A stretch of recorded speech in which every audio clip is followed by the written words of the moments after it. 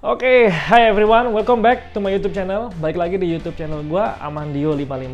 Yang belum subscribe, boleh subscribe YouTube channel gua supaya kita ada video baru, lo dapat informasinya. Dan project kali ini gua lagi ngerjain dan tim lagi ngerjain mobil yang unik, dari mesinnya unik, tapi dari bodinya juga lumayan unik kalau kita combine. Dan ini untuk mobil tetap balik lagi untuk drifting. Dan untuk kalian yang ingin tahu mobil apa, ini juga project pertama gua dan mungkin masih ada salah-salah dikit. But anyway, jangan lama-lama, kita cek dulu mobilnya apa. Ini dia mobilnya.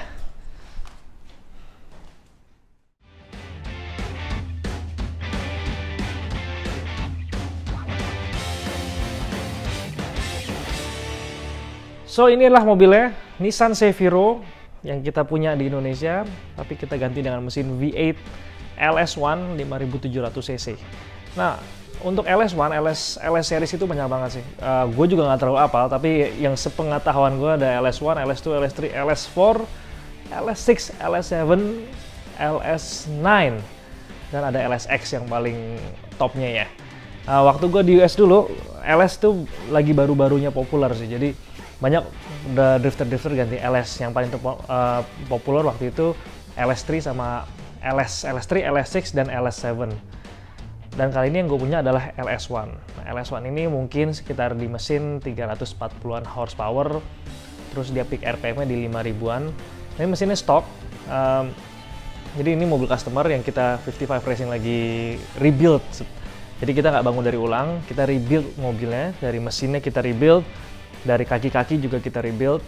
Dan ini emang dibentuk dan didesain untuk drifting.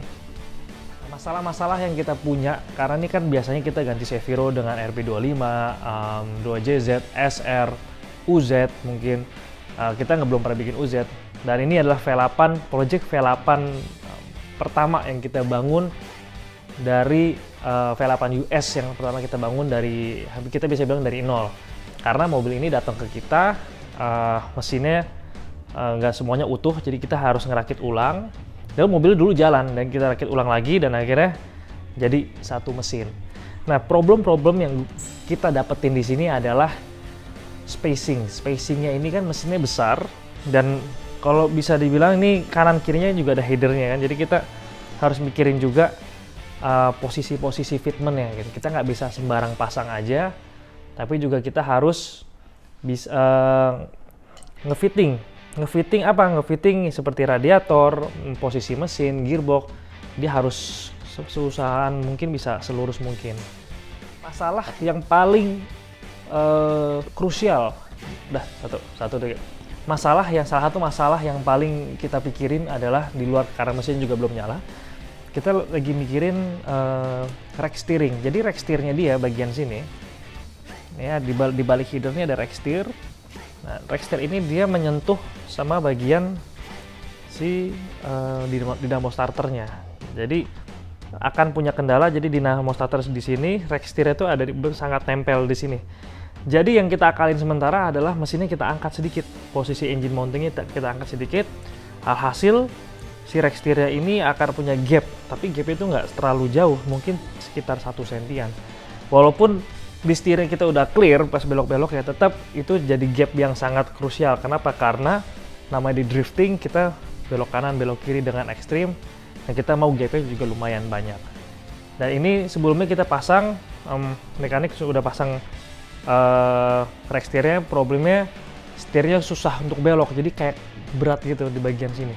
Nah, kita cari tahu ternyata dia ada bersentuhan antara si kolom rack steernya ini, kan rack steer ada kolomnya, kena dengan si engine dynamo starternya. Tapi udah kita akalin, so mobilnya fix. Tapi next time kita akan coba untuk merubah si steering kolomnya ini. Nah, oke. Mobilnya sih simpel sih, nggak terlalu banyak roll-bar palang-palangan aneh. Basically mobilnya well approved. Standar mobil drifting, jok bucket 2 piece, steering, rem tangan. Tapi di sini kita lagi ngefitting untuk gearbox. Jadi kalau kita bisa lihat posisi gearbox ini agak sebelah kiri nih. Jadi dia kurang center. Nah, kita masih masih observe apakah dari mountingnya dia yang kurang center atau dari mesinnya yang kurang center. Nah, ini ecunya.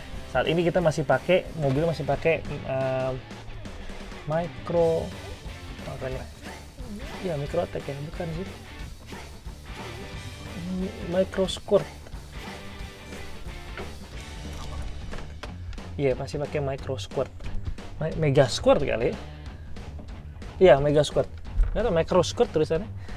Jadi anyway apapun itu, mobilnya datang seperti ini. Terus di sini ada meter-meteran kayak water, ya standarnya water, water fuel, belum ada tachometer RPM. Dan basicnya mobilnya juga masih mobil-mobil bagus. Terus gue juga nggak mau terlalu banyak ngerubah dulu. So kita keep dulu mobilnya seperti ini. Mobil masih pakai kunci. Nah, simple banget sih fuel sistemnya, ada sekitar 40 liter fuel tank. Terus kita masih ngedesain juga, kayak di sini masih pakai selang-selang yang biasa. Kita coba untuk pakai braided next time supaya lebih kuat dan kita hindarin dari getasan pipa karet, karena pipa karet kan dia bisa bergetas dan ketika udah umurnya lama getas akhirnya ada kebocoran. Di sini masih belum kita apa-apain dari yang punya dulu, masih standar. Sangat-sangat standar sekali. Ini agak gelap di sini, agak mundur dikit. Nah, di sini ada 2 fuel pump dan nanti dia akan nembak ke 1 fuel filter. Sip. Sekarang nih gue mau nunjukin kaki-kaki yang ada di mobil ini ya. Lock lagi. Sekarang gue mau nunjukin di balik mobil ini kaki-kaki seperti apa. Jadi kaki ini mobilnya, nah kalau kita custom pakai custom sendiri, pakai custom 55 Racing ya, kita mau nggak pakai fancy stuff kayak Wisepap atau yang lain-lain, karena tujuannya juga masih mobil baru banget. Nanti mungkin ke depan kalau kita udah ketaker powernya, mungkin kita akan ganti yang lebih durable lagi sih. Well, ini sih durable, cuman ini kan custom potensial dari basic mobilnya. Dan shock breakernya ini suspensinya kita pakai D2. Untuk kilonya gue belum cek, tapi mungkin biasanya kilonya sekitar 7 di depan. Tapi karena di V8 mungkin kita akan kasih sekitar 9 atau 8. Yang belakang mungkin akan kita ganti dengan 4 kilo. Lalu remnya masih pakai standar Seviro sih depannya. Kita ngubah bubut doang dari 4 ke 5. Yang belakangnya udah diganti double calipers, jadi satu udah misah dari rem kaki dan rem tangan. Jadi mobilnya udah have no problem sama locking. Peleknya masih pakai Rota. Pelek favorit pada zaman itu karena Rota banyak banget masukin.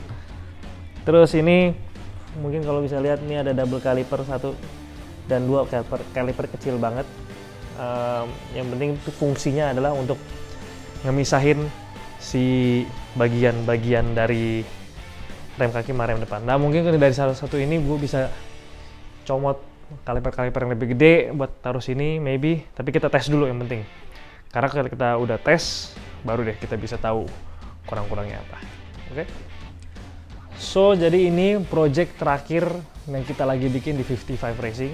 Kita masih R&D dan kita juga masih belajar masalah mesin V8. Ini mesin V8 LS terutama yang pertama. Sebelumnya sih kita bikin UZ di BMW, itu juga kita rebuild dari yang udah ada, mobilnya datang ke sini dan ini kasus yang sama. Pelajaran yang kita dapat dari sini adalah ketika kita handle mesin baru, kita nggak bisa punya treatment yang sama dari mesin-mesin yang sebelum kita bikin kayak RB, SR, JZ. Kita juga harus punya referensi buku-buku yang kita punya paduan standarnya dulu, kita pelajarin. Habis itu kita coba cari reference untuk upgrade mesinnya. Nah saat ini prosesnya masih tinggal di wiring dan kita harusnya udah bisa nyalain dalam minggu depan. Dan saat nyalain kita coba untuk dyno dulu pakai echo yang ada. Nanti mungkin kita akan upgrade ke echo-echo lain. Nah kita lihat dulu setelah nyala, mungkin pasti ada salahnya setiap bikin mobil, nggak mungkin langsung dreng nyala, pasti nggak mungkin. Dan kita cari terus, kita gali terus masalahnya apa supaya mobilnya bisa lebih sempurna. So that's it. Thank you for watching my YouTube channel, dan jangan lupa untuk subscribe YouTube channel gue supaya dapat conteng. Dan bye bye.